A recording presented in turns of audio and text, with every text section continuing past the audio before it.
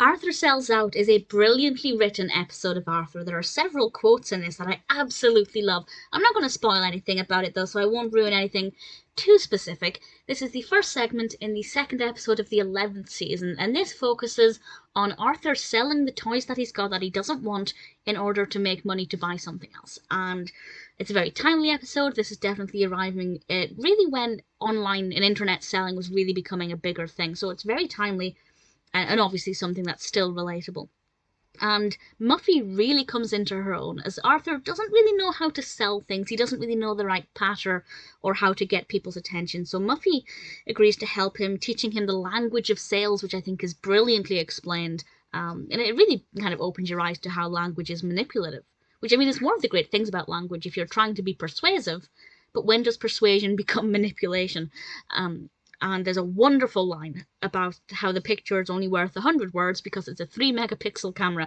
Honestly, really entertained me. And Arthur begins to sell some things, but he's not necessarily honest.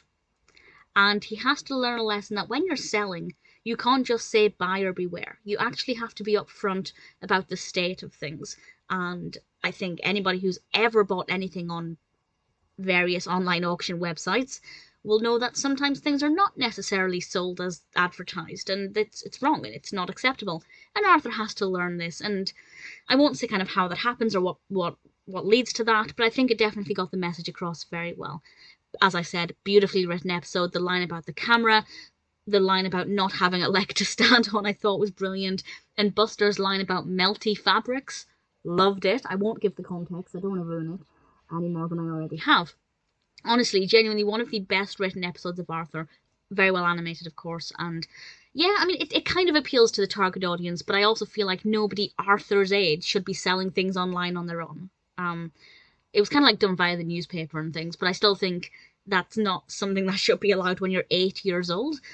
That aside, it's a pretty interesting episode, some good food for thought, and very beautifully written.